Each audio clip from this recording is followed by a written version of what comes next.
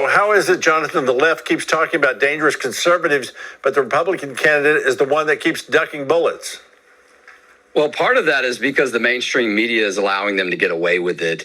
I don't think it could be any more clear that there are people that are involved in trying to assassinate Donald Trump, trying to take his life, trying to end his life, because they want to impact the elections. It's certainly about policy, and it's certainly about these type of decisions that our nation is facing right now that voters are thinking about. And so they seem to not have confidence, the left and some of these people that the last two shooters. And I say that because, you have to wonder that there's likely to be another one, or there's people that are already lining up, if you will, or considering that, since twice they tried to assassinate Donald Trump and they failed, right? And I'm glad they did. I mean, look, whether you're on the right or the left, if you have a former president, including a presidential candidate, and the Secret Service and the security fails, and one of them is shot and killed, it does disastrous damage to our country and to our elections. But this needs to be dealt with now. I'm very impressed that U.S. Senator Josh Hawley has already asked for an investigation. He's looking to get answers on these issues, because something has to be done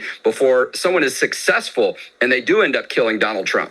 Okay, Texas Governor Greg Abbott announced he's working to deal with the influx of Venezuelan gang members into the state of Texas. Your reaction to the governor's actions and the size of the threat from these gangs to the Lone Star State?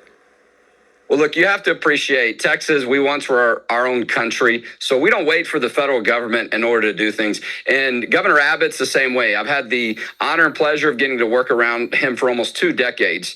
And there's no doubt that he's a leader, and we're not going to wait for other people to show up to fix this problem. And I think he was right to label it a terrorist organization, and hopefully that'll get more attention. But you have issues like human trafficking and the impacts that could have on families, the economy, and a whole host of just overall concerns about security. And so we're the 8th largest economy in the world. We don't have to wait for the federal government to do something. Governor Abbott knows that. He'll continue to lead from the front.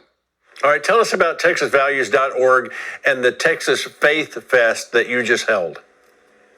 Well, I appreciate that. Texas Values is a Christian nonprofit law and policy organization. Myself as a leader, I've been licensed to practice law for over 2 decades. So we get involved in advocacy issues that Christians and other Texans, conservatives, people of faith, and people that just share common Texas values, as we call them. Those are faith, family, and freedom. So whether we have to go in the courts, the legislature, the media, wherever it's necessary, get involved in elections, that's what our organization does. We're a part of the Family Policy Council Network through Focus on the Family. And we had this wonderful event this week over the weekend. And it was the goal was to educate, motivate, and activate people on the issues of faith, family, and freedom to get ready for this election, so people know what to think about when they're voting, and also get to get ready for our state legislative session, which starts in January. It does. Now, you mentioned a moment ago about Texas.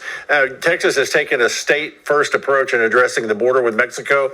How effective have the actions of the Department of Public Safety, the National Guard, how's that worked out for Texas? Well, look, unlike Kamala Harris, I've been down to the border recently. We have a member of our staff, Pastor Jorge Tovar, who lives in Laredo. I was down there for an event. We spent some time together. I was there, right there on the border, looking at these issues. These issues at the border, they do impact faith, family, and freedom. And so I'm glad our governor's taken a leadership. We started to message more on that issue as well, and it needs to be handled. And so I encourage people to go to our website, txvalues.org, to find out more about what we're doing. Okay, let me repeat that. It's visit the TexasValues.org. Discover the powerful work Jonathan and his organization are doing. Thank you so much for being with us today. God bless.